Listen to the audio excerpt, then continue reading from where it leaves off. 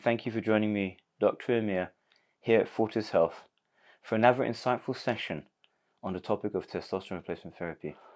If you think about the signs or presentations or the symptoms of testosterone deficiency, then we would say that the treatment or the replacing of lost testosterone, or in some cases to optimize the insufficient levels of testosterone, you would then by default, hopefully, resolve those symptoms.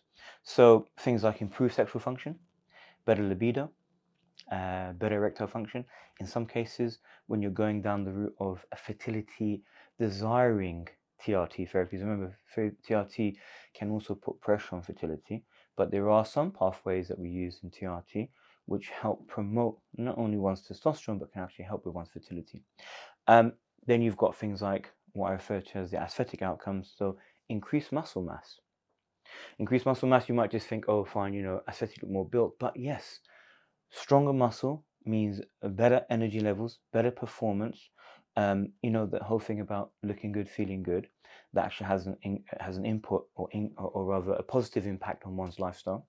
And also it helps with bone in terms of mobility of bone and management of bone and ligaments as well.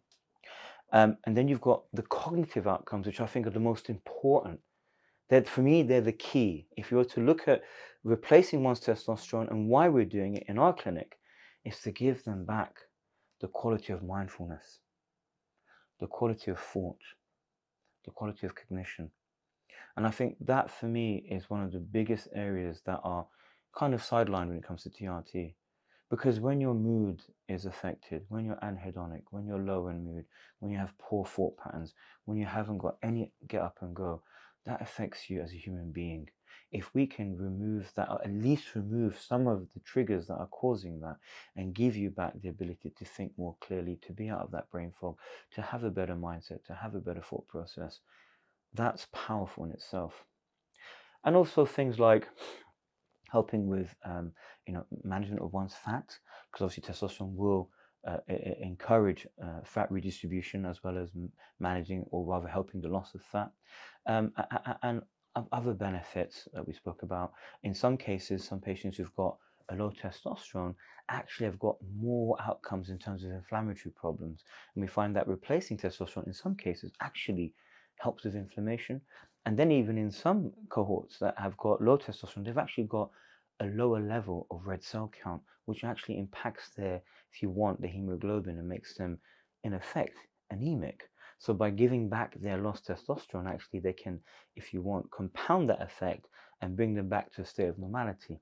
And recently we had a really great study done, I think it was in Australia, called the LT4 study, which looked at patients who were pre-diabetic and were diabetic who also had also referred to as hypogonadism. Basically it's a posh word for low testosterone. It's the medical term for it. And when you corrected their testosterone levels, 40%, up to 40% of these patients actually, if you want, stop being diabetics or pre-diabetics, actually came off their medications. So there's a plethora of outcomes. For me personally, it is the mindfulness and the cognition and the thought processes, as well as giving energy, performance, activity, and to an extent as well, one's libido and erectile symptoms, as well as the other kind of intrinsic outcomes. Now, just as a side point, I want to also bring up something really important. And it's a point that I use when I'm managing patients with testosterone deficiency. When you age, that's acceptable. Okay? So aging is a process that's acceptable. So let's use arthritis. So if I were to get any aging male or female and put them through a scanner, I can assure you that most of their joints, if not all, but most of their joints, would have an element of arthritic change. What is arthritis? Basically, it means inflammation of the joint, but loss of joint space, damaged ligaments, irritated skin over the bone, development of like bony apertures coming out, we call lipping, and osteocalcinosis. So basically, the bone starts changing architecture at the joint space. Now, do we do anything about arthritis in that state? Yes and no. because we know that arthritis will happen as time goes by. So we don't really interfere with arthritis until the patient says, I have pain. So the question here is arthritis and aging allowed? Yes, because it's going to happen regardless. Is pain and dysfunction allowed to be synonymous with those outcomes? And the answer is, of course not. We would manage the pain. What do?